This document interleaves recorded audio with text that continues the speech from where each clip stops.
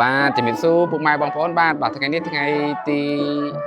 26ខែ2ឆ្នាំ2026បាទយើងក្រុងបលីបើកការថាផ្ទះថ្មីមួយកន្លែងដែលស្ថិតនៅក្នុងភូមិសទឹកឃុំសទឹកស្រុកជើងព្រៃខេត្តកំពង់ចាមបាទខេត្តកំពង់ចាមយើងមកដល់កំពង់ចាមហើយថ្ងៃនេះបាទថ្ងៃនេះយើងពិសេសបាទពិសេសដូចសពដងអញ្ចឹងមានមាន់បាទមានក្បាលជ្រូកបាទមានស្រាមានផ្លែឈើច្រើនដូចសពដងអញ្ចឹងពិសេសគឺក្បាលជ្រូកយើងបាទរៀបចំដើម្បីក្រុងបលីបាទយើងមានអស់ហើយទាំងបាយសីបាយអីបាទហើយនឹងឧបករណ៍ជាងបាទនេះគឺជាកម្មវិធីទាំងស្រុងរៀបចំក្រុងបលីសាងសង់ផ្ទះវិឡាថ្មីបាទជាមួយនឹងមេការចាស់ឧស្សាហ៍ដដែលបាទឥឡូវចាស់ឥឡូវនេះហត់មួយយេនេះហត់ច្រើនការងារច្រើនចាស់លឿនអញ្ចឹងយកមានអីទេមានអរគុណបាទអញ្ចឹងអរគុណម្ចាស់ផ្ទះបាទដែលតែងតែជឿជាក់និងទឹកចិត្តក្រុមការងារមរតកខ្មែរបាទក៏ដូចជាខ្ញុំបាទពូអក្រាចំពោះបងប្អូនដែលចង់សាងសង់បាទអាចទាក់ទងមកតាមរយៈលេខទូរស័ព្ទ097 97 95 197បាទឬឆាតចូល page មរតកខ្មែរបាទពីខ្ញុំពូអក្រាបាទសូមអរគុណ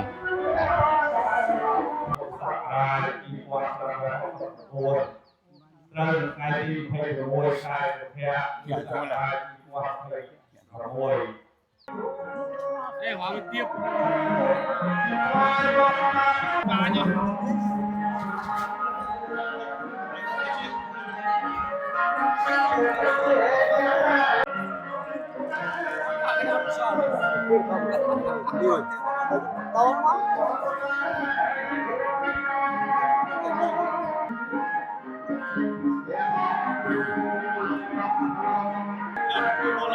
បាទ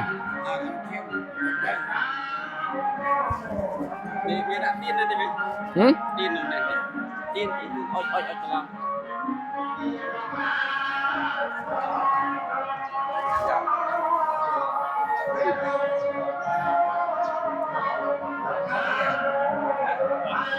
ជាងខាងជាងខាងការងារសាងសង់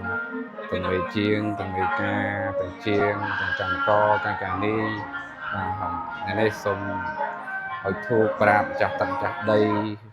ព្រៃខេត្តកំពង់ចាមបាទសូមឲ្យការសាងសង់នេះយើងសាងសង់ទៅមុខដោយរលូនបាទចាស់ផ្ទះក៏សុខសប្បាយជាងក៏សុខសប្បាយបាទដាក់យើងបានឲ្យបេះដៃយូរណាស់ហ៎មើលដាក់គាត់អូនចាំហើយតបអស់គ្នា